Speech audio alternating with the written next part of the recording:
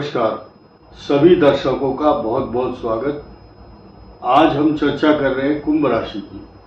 कुंभ राशि पर 5-6 बात बड़ी इंपॉर्टेंट हैं और एक एक चीज को आप ध्यान से सुनेंगे तो आपको ये बात समझ में आएगी कि शनि की 7.5 जब चल रही हो कुंभ पर और राहु जैसा मायावी ग्रह कुंभ राशि को अपनी गिरफ्त में लेकर 6 दिसंबर 2026 तक यही रहेगा। इसके हिलने की कोई संभावना नहीं है। इस 7.5 के मुक्ति का अभी कोई भी साधन नहीं है, क्योंकि सृष्टि के कुछ नियम हैं और उन नियमों का पालन आपको करना ही होगा, ना चाहते हुए भी। मुख्य बात क्या है, 7.5 तो चल ही रही है, साथ ही साथ आपका जो स्वभाव है वो चिड़चिड़ा हो रहा है। अशांति, तनाव, एंजाइटी, बीमारी और छोटी छोटी बातों पर आप अचानक उद्वेलित, इमोशनल, झगड़ालू प्रवृत्ति के स्वभाव से युक्त हो चुके हैं और ये अभी मात्र 10 दिन बचे हैं। 10 दिन के बाद ऐसी स्थिति बिल्कुल नहीं आएगी। 10 दिन तक अपनी भावनाओं को, अपने इमोशंस को, आदतों को बदलना ही होगा। अगर नहीं बदलते हैं तो परेशानी आपको ही होगी, किसी दूसरे को नहीं होगी। यानी कि जब आप क्रोध करते हैं पहले तो खुद जलना पड़ता है, तब दूसरा जलेगा या नहीं ये निर्भर करता है उसके ग्रह या उसकी आदतों पर। हो सकता है वो आपकी बात को बहुत लाइटली लेता हो, इसीलिए अपनी एनर्जी को संभाल कर रखना होगा और जल्दबाजी में कोई भी ऐसा कदम ना उठाएं जो आपके विपरीत हो जाए या आपके खिलाफ चला जाए वो पॉइंट। क्लियर? और ये अष्टम मंगल के कारण इस टाइप की एंजाइटी बनी हुई है और 10वें भाव का स्वामी और 3रे भाव का स्वामी मंगल अष्टम स्थान पर चल रहा है शत्रु राशि में। मुख्य बात क्या है कि आपको झगड़ों से बचना है। मंगल खराब होने के कारण कार्य बिगड़ने की संभावना चल रही है, क्योंकि अब राहु, केतु और शुक्र जो आपका भाग्य स्थान का स्वामी है उसकी बहुत बड़ी सपोर्ट मिलती है, लेकिन वो केतु के साथ शत्रु राशि में है और इस पर शुभ ग्रहों की दृष्टि नहीं है। ये भी ग्रहण, जब सूर्य ग्रहण और चंद्र ग्रहण आते हैं उस समय ये जो भी ग्रह जिस राशि पर होगा वो उसकी चपेट में आ जाता है। तो चंद्रमा को तो यहाँ इमोशनल बनाया हुआ है और ये पोजीशन अभी जो ग्रहण आएगा उसका जो पूरा का पूरा तांडव होगा कुंभ राशि के आंगन में होगा और ये राशि 180% यहां पर दृष्टि है राहु की और केतु का जो ग्रहण योग है। यहां एक प्रकार का जैसा कुंभ राशि पर प्रभाव होगा ऐसे ही सिंह पर भी होगा, क्योंकि 180 डिग्री एक दूसरे के आमने सामने हैं। अब नई चीज आपको क्या समझ आनी है कि मैरिज लाइफ को बैलेंस करके चलना है। आप कितने ही अच्छे हैं, पति पत्नी के ग्रह बहुत अच्छे मिल रहे हैं, कितने ही बृहस्पति देख रहे हों, लेकिन कुछ क्षणों के लिए, कुछ समय के लिए ये जो समीकरण बनते हैं ये पति पत्नी के बीच में कुछ दरार पैदा करने वाले कारण उत्पन्न कर देते हैं। आज की तारीख में मोबाइल और इंटरनेट के जमाने में जो सबसे ज्यादा विवाद का कारण बनता है, और ये सांकेतिक भाषा में बता रहा हूं, ये कुंभ और सिंह राशि की महिलाएं और पुरुष जो भी होंगे उनके लिए मोबाइल विवाद का कारण बनेगा। तो बी केयरफुल, सावधान रहें इस बात को लेकर। और साथ ही साथ आपका जो इनकम हाउस है, आमदनी का स्थान, ये बहुत अच्छा है। इसको लेकर के कोई टेंशन, अशांति, तनाव, चिंता नहीं है। और दूसरी बात, फाइनेंस हाउस जो है, धन कुटुंब वाणी स्थान पर सपोर्ट करने वाला ग्रह शनि है जो आपकी राशि का स्वामी है।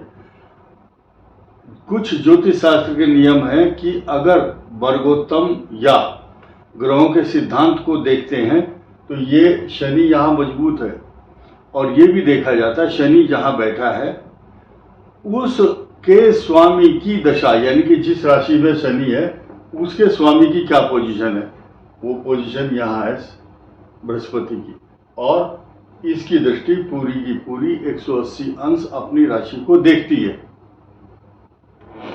ऐसी पोजीशन में आपको इन दो बातों के अलावा, यानी कि मैरिज लाइफ और सेहत को छोड़ करके, बाकी आपको डरने की, घबराने की आवश्यकता नहीं है।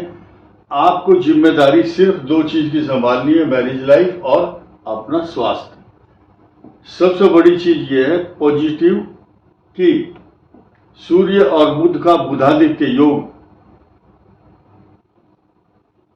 13-14 सितंबर के बाद बनना शुरू हो जाएगा।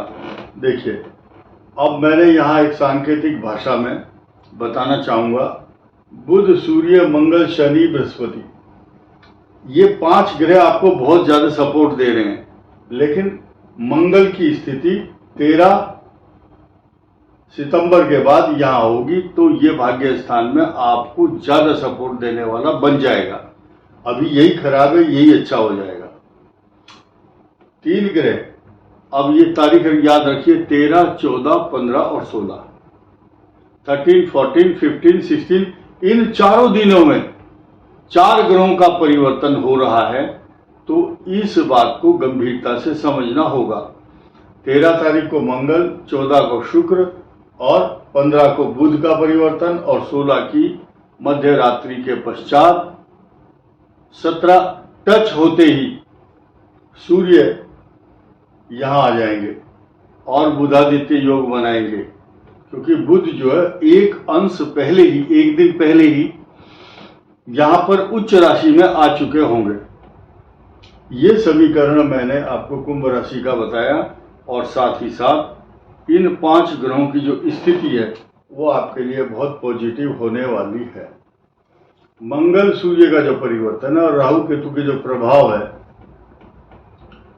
इसके बाद जो 21 सितंबर आ रही है, ये जो स्थिति है उसको भूलना नहीं है, क्योंकि विद इन 15 डेज, ठीक 15 दिन के अंदर अंदर इस कन्या राशि को प्रभावित करने वाला ग्रह भी आ रहा है, और कन्या राशि से ये 6ठे भाव में होंगे राहु, और सप्तम शनि होंगे।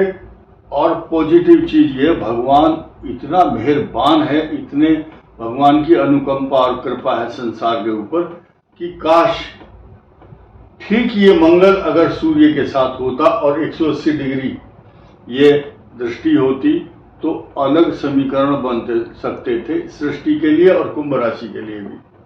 लेकिन मंगल ठीक 3 दिन पहले ही तुला राशि में प्रवेश कर चुके होंगे।